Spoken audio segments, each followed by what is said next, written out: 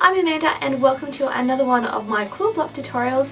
In today's video I will be showing you how to make this Jacob's Ladder quilt block. As you can see behind me, this is my Jacob's Ladder quilt. This is what your quilt could potentially become. If you are new to the patchwork or quilting scene and the Jacob's Ladder block kind of scares you, not really sure how it comes together, here is just a really quick lowdown of the different units that make up this block. This block is made using 4 half square triangle units and 5 4-patch units. So in this tutorial I will show you how to piece together the 4-patch units as well as the half square triangles, and then we'll piece it all together so we have a beautiful Jacob's Ladder block at the end.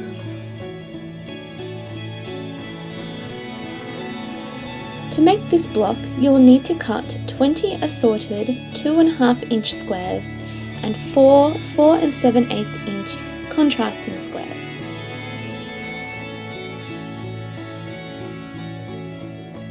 To make the 4-patch units, lay out 4 squares together. Separate them into pairs, flip one square over on top of the other, squaring the corners. Pin along one side. Do the same with the other pair.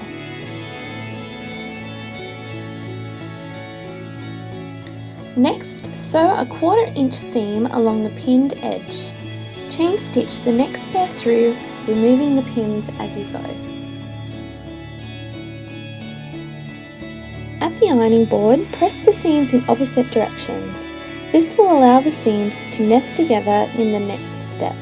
Flip one pair on top of the other. Nest the seams. The middle part should feel flat against your thumb. Place a pin directly in between the 2 nested seams. Pin along the rest of this edge. Sew a 1/4 inch seam down the pinned edge, taking the pins out as you go. Back at the ironing board, set the seam and then carefully press the unit out. And to finish the 4-patch unit, square up the block so that its final measurement is 4.5 inch squared. To do this step, I used a 4.5 inch set square and rotating cutting mat for accuracy. Make 5 4-patch units. To make the half square triangles, place the grey squares to one side and draw a line using a lead pencil and ruler down the middle of each of the white squares. Next, pair the grey and white squares together, ensuring the edges are lined up. Pin the squares in place. Repeat the same process with the other pair. At the sewing machine, place the foot along the left-hand side of the pencil line. Sew a 1/4 inch seam. Chain stitch the next pair through using the line as a guide. Take the pins out as you go. Once you've reached the end, remove the units from the machine, turn them around and sew a 1/4 inch seam along the other side of the line. At the cutting mat, snip the joining threads. With a ruler and rotary blade, cut the squares in half along the pencil line. You'll end up having 4 triangles. Take the triangles to the ironing board and press the seams to the darker side of fabric. In this case, it's the grey side.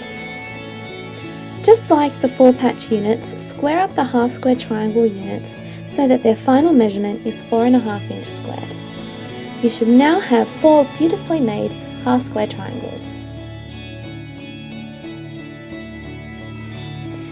Firstly, lay out the 4-patch units like so. Next, take the half square triangles and position them so that the grey triangles are all facing inwards. Separate the units into 3 rows vertically and then horizontally. Take a half square triangle from the middle of the top row and flip it onto the unit to the left. Square them up and pin them in place. Continue this process with the next 2 rows.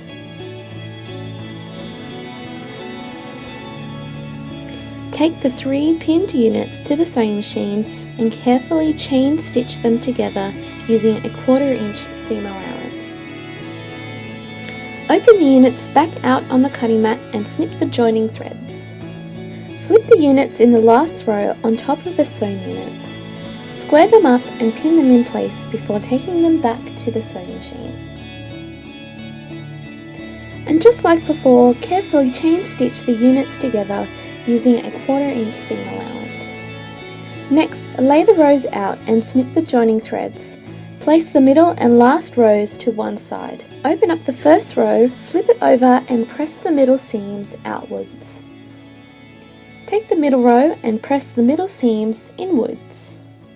And finally, take the last row and press the middle seams outwards. Next, pair the top row with the middle row and nest the seams. These seams should feel flat sitting next to each other. Place pins in between the nested seams as well as along the rest of this edge. Slowly sew a 1/4 inch seam along the pin edge. As you go along, check that the seams along the bottom are sitting flat before you sew over them. Remove the pins as you go. Open the sewn rows out and flip the last row on top. Nest and pin the seams like before. Sew your final 1/4 inch seam down this edge, remembering to check that the seams along the bottom are flat before sewing over them. Remove the pins as you go.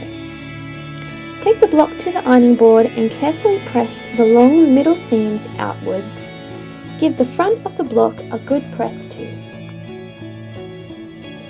And finally, square up the block so that its final measurement is 12 inches. To do this step, I used a 12-inch set square.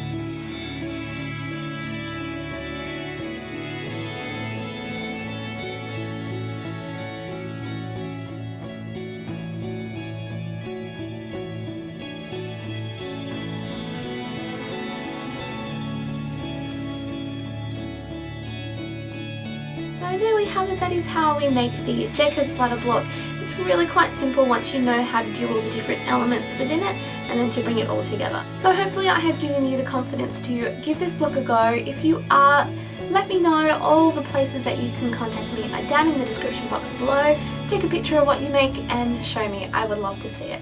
Thanks so much for watching this video. If you liked what you see and want to see more, don't forget to subscribe, and I hope to see you another time very, very soon. Bye!